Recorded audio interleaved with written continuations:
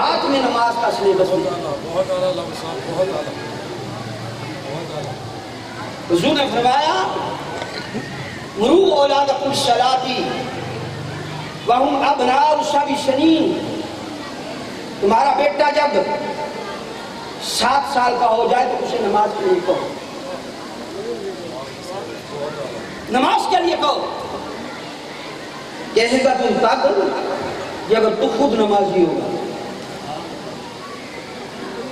اگر تو خود کلموں کی پیروان ہے، اگر تو خود بغیر ٹکٹوں کا رسیہ ہے، اگر تو خود تاش کے میدان کا کھلاڑی ہے، اگر تو خود جوے کے میدان کا کھلاڑی ہے، اگر تو خود شراب پیتا ہے، تو اللہ رب العزت کا جلال کی قسم لو تو کبھی اپنے بچے کو مسجد نہیں لائے گا، اور تیرا بچہ کبھی مسجد میں نہیں آئے گا. فرمایا تیرا بچہ جب 7 سال کا ہو جائے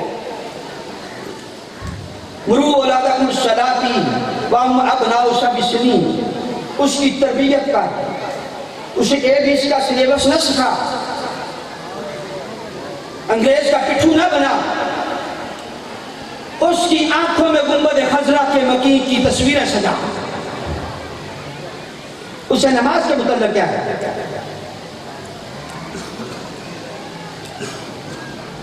6 7 8 9 10 کتنے سال بنے؟ 3 سال اسے محبت پیار سے مسجد میں لا اور اسے نماز سکھا. پھر 3 سال کے بعد جب اس کی عمر 10 سال ہو جائے، کتنے سال؟ 10 سال ہو جائے، فرمایا ہر باپ پہ واجب ہے، کیا میں جملہ بول رہا ہوں؟ ہر باپ پہ واجب ہے کہ اگر تیرا بیٹا نماز نہ پڑھے تو تیرے پہ واجب ہے کہ اپنے بیٹے کو چپیڑے لگا کے مسجد میں لا. اس پہ وَضْرِبْهُمْ أَبْنَاءَ 7 سنین. 10 سال کا ہونے کے بعد تیرا بیٹا نماز نہ پڑھے، تیری بیٹی نماز نہ پڑھے، تو باپ پہ واجب ہے کہ اسے مارے اور مار کر نماز پڑھائے.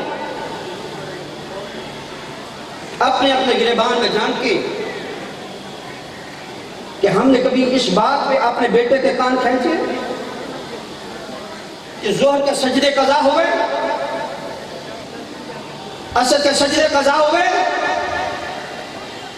عشاء کے سجدے قضا ہوئے، اور تو مسجد کیوں نہیں گیا؟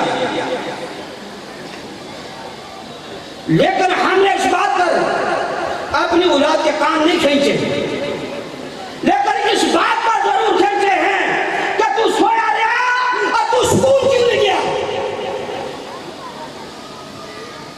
تو سویا رہا تو سکول کیوں نہیں گیا؟ بہت اعلیٰ، بہت اچھا.